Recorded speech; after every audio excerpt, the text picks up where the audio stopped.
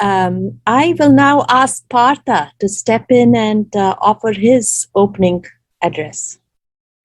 Well, thank you very much. It is a real pleasure and an honor to be with you, and I'll make clear why it is both in about 10 minutes of talking.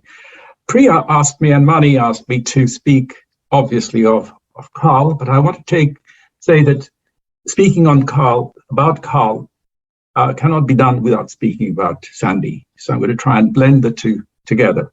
I first met Carl in 1979 in Nairobi at a meeting of UNEP, and we became friends pretty fast, very quickly. But for the first decade, we didn't do much work together. We communicated with each other and sent each other our works, but we never worked together until we were asked by Lal Jayawardena, who was then director, the late Lal Jayawardena, who was at that time director of WIDER, the World Institute for Development Economics Research at Helsinki, to found a program in environmental and resource economics, which we did.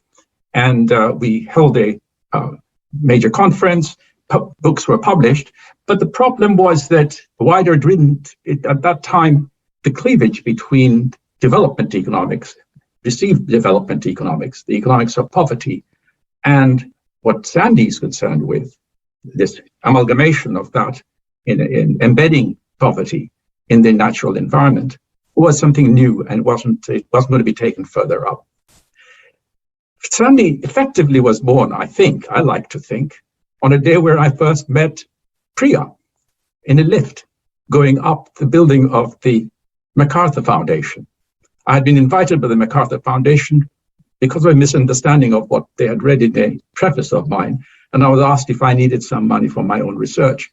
And I said, I don't, because I've never had research funds and I didn't need it. I'm a theorist.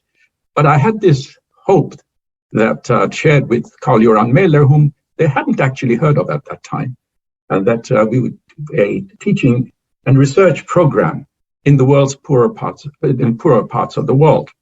Well, Priya can fill in all the details because she was extremely instrumental in making that happen at that end.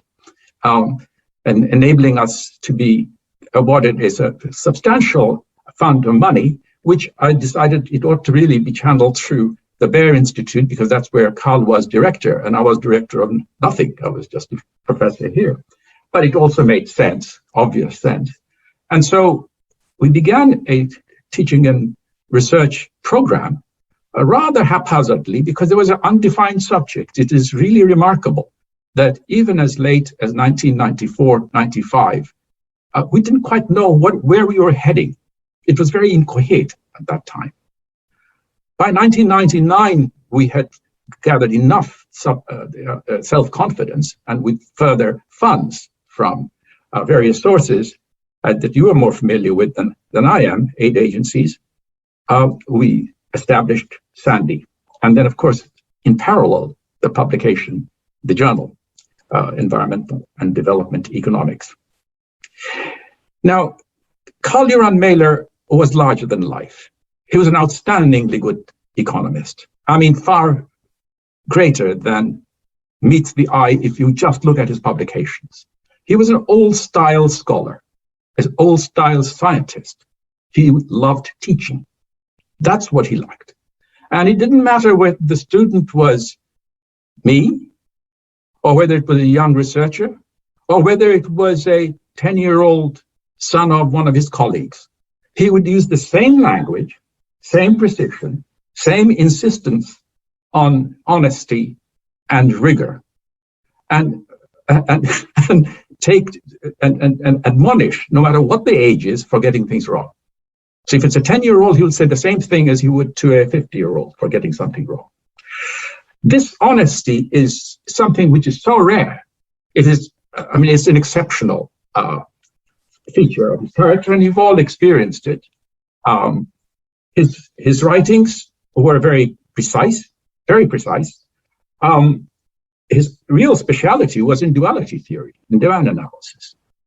And I like to think that association with me broadened his interests. But of course, he absorbed it very fast and ran with it and got Sandy to follow. The collaboration he and I had also in research is amongst the best I've ever had with anybody in the academic field. We are very fond of each other.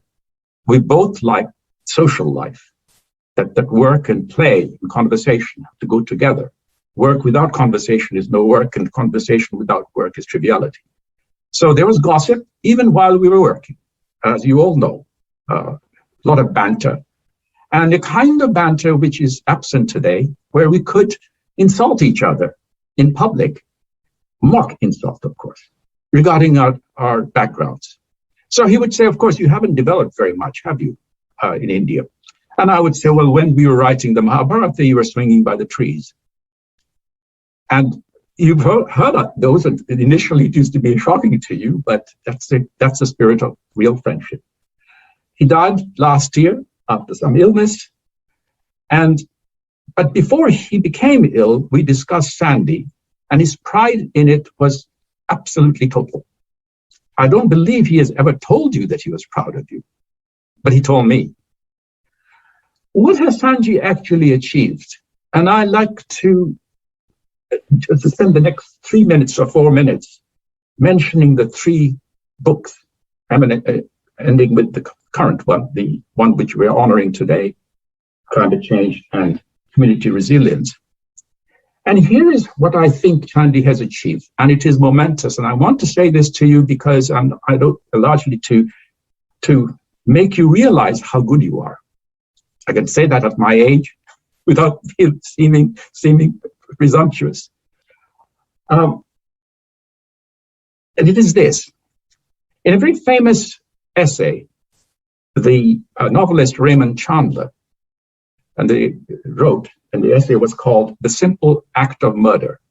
And Chandler was a thriller writer, as you know, of great originality. And he was praising, making a homage to Dashiell Hammett for having introduced a kind of writing which was very disparate from murder mysteries of the kind that you read in Agatha Christie and so forth.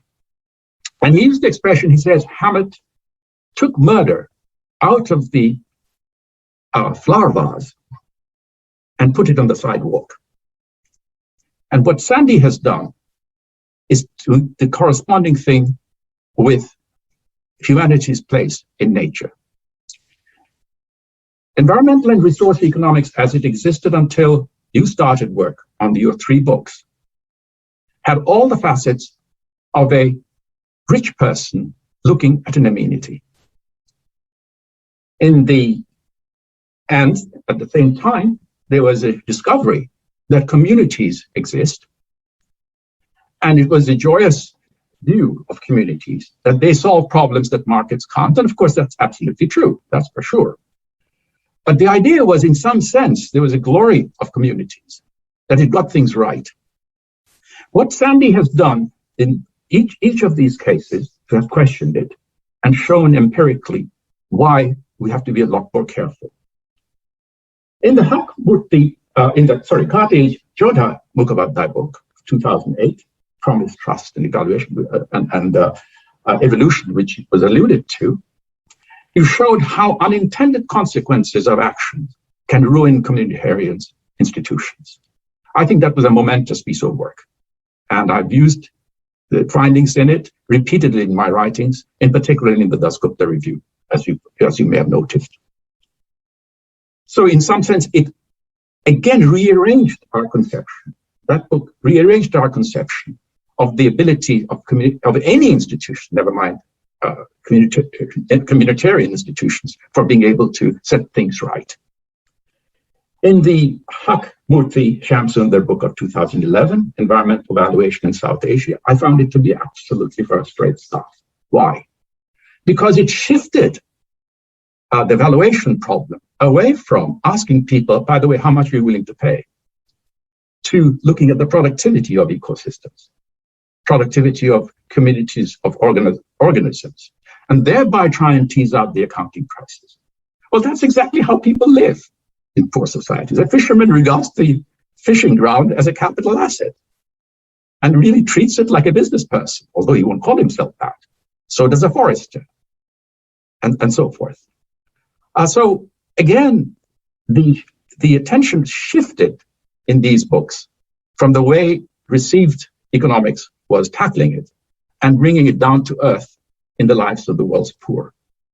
And the latest book that we are celebrating here goes that same route. How do communities adjust, accommodate, and probably, I haven't read all the essays, my guess is there will be mishaps in it too. That is, how did they make mistakes? This is, I think, a remarkable achievement. And I want to conclude by saying really that do bear in mind that I'm saying something that I've written a lot about. That is to say, I praised you in my own writings and in the Dasgupta review that came out in February. You will find, if you go into the index, huge numbers of your own essays reflected there. And I borrowed the findings as illustrations of the kinds of problems that on a daily basis people face. So I like to think that it is Sandy's contribution, which I think is absolutely towering now, and I'm not being sentimental here. It's towering because it has done what Chandler claimed Hammett had done. It's taken nature away from a precious element into something very basic. It, of course, remains precious, but it remains precious because without it, we're dead. Thank you very much. Thank you, Partha. Always inspiring and such a champion for the intellectual work that comes from Sandy. Thank you very much.